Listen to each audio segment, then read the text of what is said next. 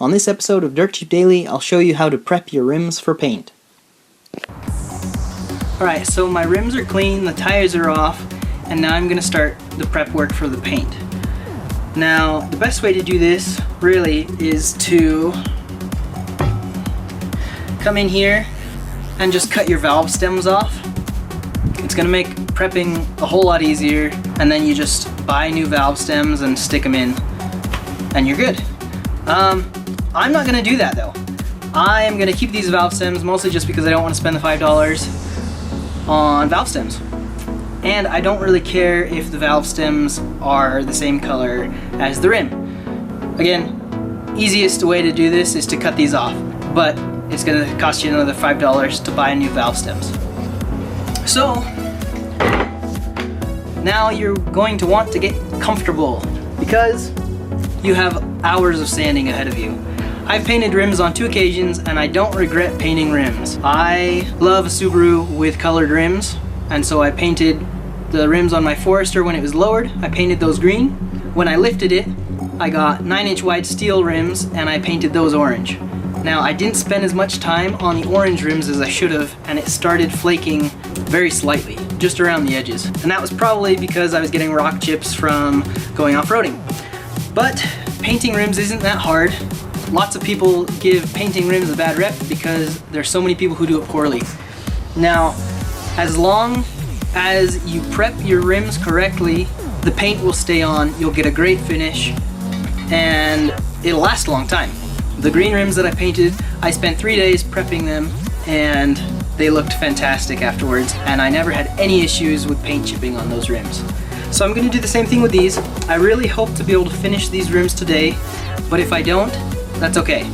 And that's the biggest thing with painting rims. I know it's hard sometimes because it's your one car, you have your rims off, you're getting ready to paint them, and you don't finish prepping them in time, it gets dark, yada yada yada. You need your rims on your car, and I understand that. And if that is the case, do 1 rim a day. It gives you plenty of time to prep, let them dry, degrease them, let that dry, put on a few coats, and get some really good looking paint. I'm going to show you how I do it, and then you guys can tell me how it looks and if you think I'm stupid. If your rims are in good condition and you just want to paint them, I would say go for a 320 or a 400 grit, sand it down, call it good. I'm going to start with a 220, kind of see how that works, because that might be a little too rough, but I have some 320. I found that smaller pieces of sandpaper are easier to work with, so I tear full sheets into 1/8 or even 1/16. 220 will show through on your finished paint, so be sure to go back over all 220 prep with 320 for a smoother finish. Using a bucket like this is really useful as it allows you to rotate the rim to be more comfortable for you. I chose one spot that was comfortable and sanded that area, and then rotated the rim around to prep the whole rim.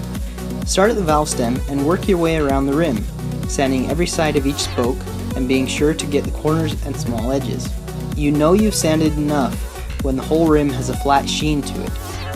If there are any glossy parts, your paint won't stick. Rinse off the rim and dry it, then grab a light and make sure you don't see any glossy surfaces. If you're really wanting perfect rims, feel free to mix up some Bondo or even JB Weld and fill in any chips or scuffs.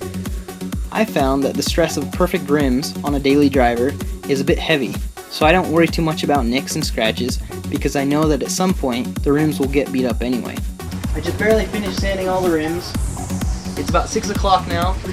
I started at I think 10:30 or 11, so it takes a long time, but it's definitely worth it to get the finish you're looking for. I started sanding with a 220, and that worked pretty good. I started out wet sanding, and that wasn't taking enough off, so I kind of stopped that and started dry sanding with 220, and that worked great. One thing I did want to point out, I'm using wet dry sandpaper, and I picked this stuff up at Home Depot, and it came with one of their new ultra flexible sheets. And these ultra flexible sheets, I was kind of skeptical about them, but they actually turned out really, really well, especially for rims where there's so many contours. And basically you can just stick it on your finger and then just rub your finger